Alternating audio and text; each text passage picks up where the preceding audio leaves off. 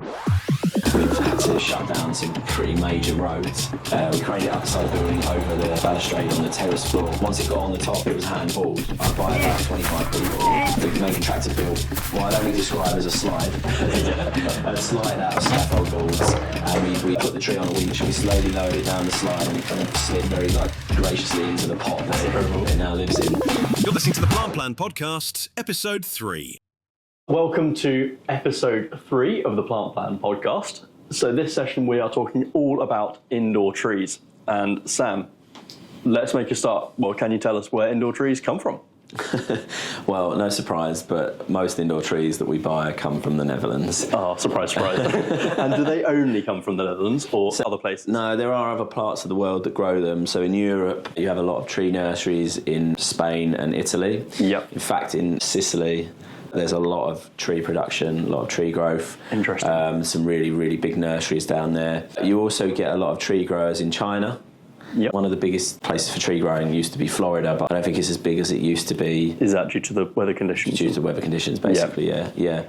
Sometimes our suppliers buy from places like China. Yep. But it's quite a lengthy process because they basically take the tree, strip it of foliage, and it sits in a container for 12 weeks. Interesting. And they have to rejuvenate it when it gets to Europe, basically. Yep. So it's quite a long process, but it does happen. But where do we buy our trees from? The Netherlands. Yeah. And would they be mature trees typically, or would you buy them younger? And at what point does a tree become mature? So it depends what you would call a mature tree. I would call a mature tree anything over, say, 3 meters in height and a trunk diameter of more than, say, 200 mil, basically, yep. 200 or 300 mil. When we talk about mature trees in projects, clients are probably more thinking about trees of like 4 to 5 meters high, yep. which are a completely different beast when it comes to putting planting specs together. But we'll unpack that more as we go along. That's interesting, and that links to something I found out about recently. I was doing a bit of a study into biodiversity. Do you know the difference between an ancient and a veteran tree? I do, but I can't remember it. So like an ancient tree, it clearly has been around for a very long time. Yeah. A veteran tree is actually a tree that looks like it's ancient, but it's actually not. Yeah. So that's quite an interesting. I mean, what species do we generally tend to use indoors? First? Mainly ficus tree, which is from the fig tree family. They're probably the most common used. But one that we're seeing a lot of in recent years as well is also a Bacida tree, which is also known as a black olive or a shady lady, which I like to call it. And that's what I was kind of coming on to. With a Bacida tree, does it look like a fairly large, substantial tree from a young age, or is it? No. So Bacida trees, interestingly, anything under 4 meters, they seem to be quite sparse and quite spindly, which is kind of nice in its own right, because if you want that kind of effect where you're looking for some openness in the canopy and you're just looking for something that's almost skeletal in its form, that's a really nice tree to work with. But then when you start going up the scale with Bacida and you're going sort of 4 to 5 meters, they start to get really beautiful, mature trunks, very heavily dissected canopies, and it's just really nice tree. They're probably the closest looking thing you get to an outdoor tree in an interior environment, but they are needy. They're very needy trees. That's what we're coming on to, is like actually what the trees need to thrive in an indoor environment. So light. They need light. There's unfortunately no trees that will survive in dark spaces.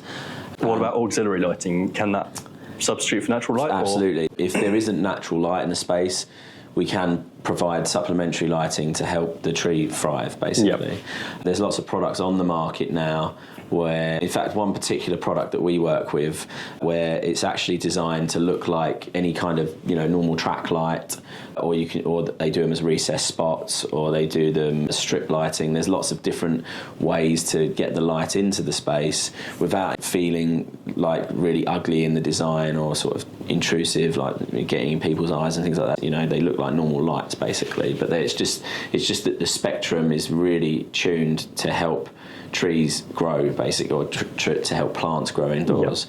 Yep. Without getting super technical, it's like, because there's this misconception that if LED light can reach a certain lux level, then that will be fine for the plant or the tree, which isn't true, because actually it's about the spectrum and it's about the colour, temperature of the lighting, and that plants, especially trees, need different wavelengths to grow. They need peaks of red, peaks of blue, and peaks of yellow and green too. Yep. So they need a full spectrum of light, basically, that emulates the sun. Generic LEDs can't do that, so specialist plant lighting is absolutely crucial if you don't have natural light, basically. Yep. And then what about water? Like how much water are we talking about? Water, yeah. Again, like if you're working on a project where you have water consumption targets and things like that, trees can be quite challenging because a tree in the height of summer, if you've got good natural light, you've got good airflow, and it's a good space for the tree's going to be like photosynthesizing really quickly. And therefore it takes a lot of water. Interesting. In one project that I worked on, just one tree would take 80 litres of water a week. Wow. A week, 80 litres. And if you compare that with, so there's a project we're working on at the moment where they have a daily water target of 20 litres per person throughout the building. If you think that the tree is taking up 4 of those people incredible. once a week, it becomes quite a challenge. So if you've got stringent water targets, that don't put trees in your office. But that's an interesting one. So with would we when we're maintaining trees, do we have to go there on a weekly basis, or how do we make sure that the trees get the right volume of water? Again, would you put an irrigation system in? Sometimes, but we don't often. Where we do a lot of retrofit work, we often don't have the capabilities to run pipe work to planters once things have been installed. We could look at irrigation systems, but we'd have to be engaged early enough in the process to be able to integrate with building services, which isn't always the case. So they can be watered by hand. That's probably the most simplest way to do it. And it is literally just a case of bringing enough watering cans to the tree and pouring the water on. Yep. But yeah, they do need a lot of water and they do need a lot of light. But in terms of maintenance visits, so in the summer you might actually water a tree once a week, depending on where it is, as I said before, the environment and whatnot. In the winter you might not need to do as much. In terms of cleaning and pruning, you really should try and keep the foliage cleaned probably at least once a month, because imagine that the foliage is quite high up, it gets very dusty. It's not like these plants that we can just wipe with a leaf. We have to get in with like telescopic dusters and make sure that there's no dirt, debris in there and whatnot. And then probably once a quarter. I think a lot of people are probably wondering as well, why do plant people wipe plant leaves? I always remember when I first left school, I was in an office and people like coming around like wipe. I just thought, why? It's because we love them. Exactly. No, it's because dust collects on the surface of the foliage, and what happens is that blocks the pores of the plant. And when the pores get blocked, they don't photosynthesize. Therefore, they don't do their job, basically. If the plant doesn't photosynthesize, it doesn't absorb VOCs, it doesn't absorb CO2, it doesn't produce oxygen. So you need to keep them clean.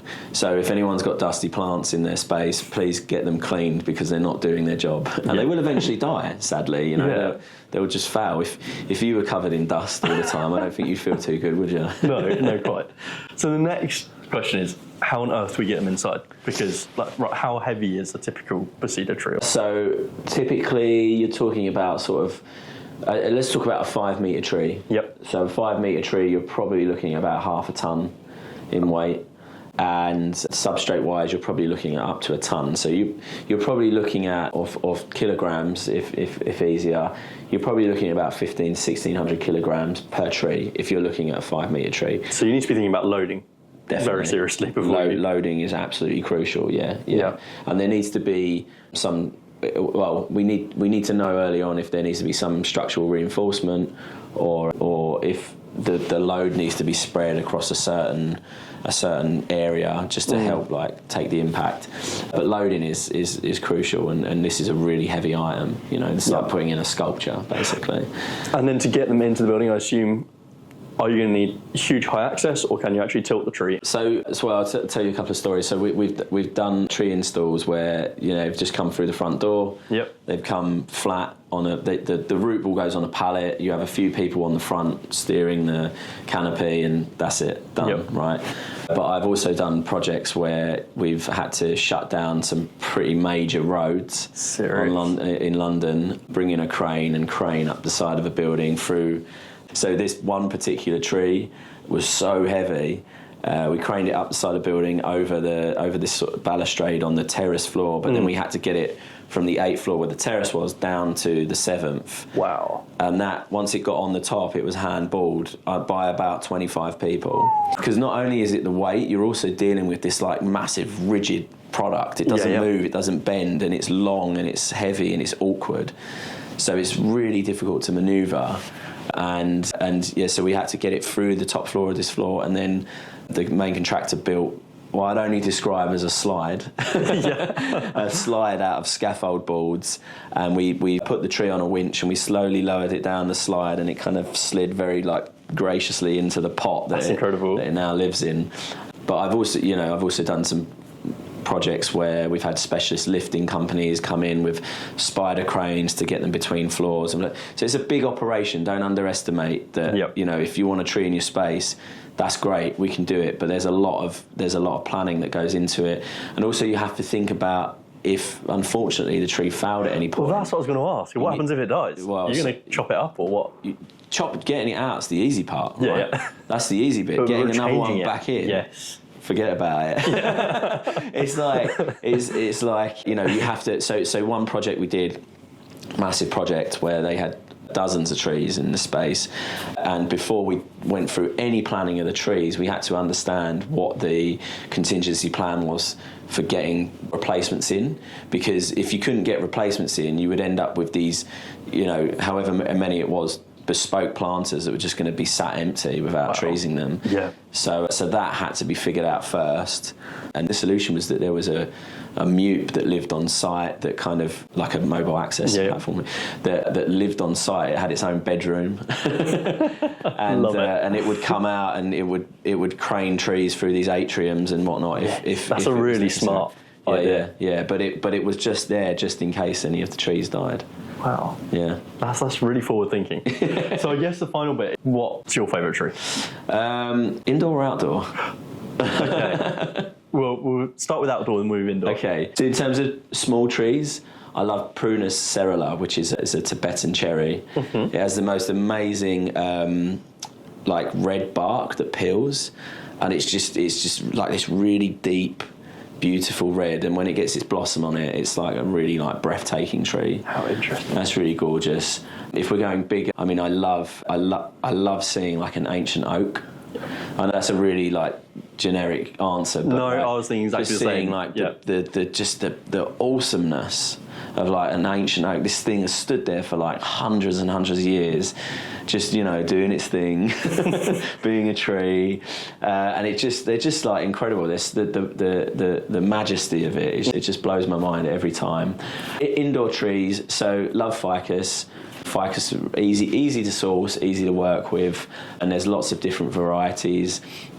There's one particular tree grower that I'm not going to publicly talk about because it's kind of a secret. Nice. So if you want to know about it, get in touch. But he specialises in growing wide, lush canopies on small ficuses in tiny pots. So he's almost taken the art of the bonsai and scaled it to 3-4 metre trees. That's incredible. It's really fascinating, yeah, and it's allowed us to use some trees in some really interesting and unique ways, especially when you've not got much planting space. So ficus are great, but I think in terms of structure and form, it's got to be the Bacida.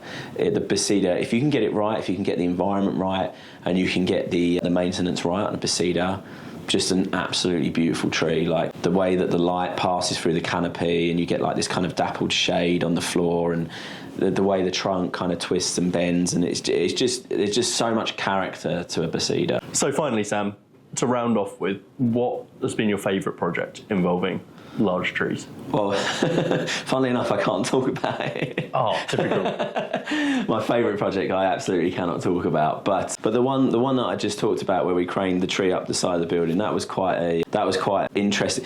It was challenging and rewarding at the same time, that project, simply because, as I mentioned before, we had to close one of the main roads in London, and we was kind of piggybacking off of a much larger crane operation, and that crane operation kept getting cancelled and moved. Yes. But we'd already sourced the tree, so we had to actually help the tree to survive in a temporary environment while we waited for That's really tricky. TfL to allow us to do the crane operation again. So, yeah, this tree, it stood in this kind of lobby space for like 6 weeks with auxiliary lights, and it had like a fake pit that we was watering and whatnot. And I lost a lot of sleep over that tree. Yeah, but you finally got it in the building. It's still there. It's still alive. It's surviving. It's thriving. So it was a great project. And one day you'll be able to say, I planted that tree. Yeah, exactly. Yeah. Well, thanks so much, Sam. It's been a really interesting talk on trees, and we'll look forward to seeing you all in the next episode. Thanks for listening to the Plant Plan podcast. We'll see you for the next episode.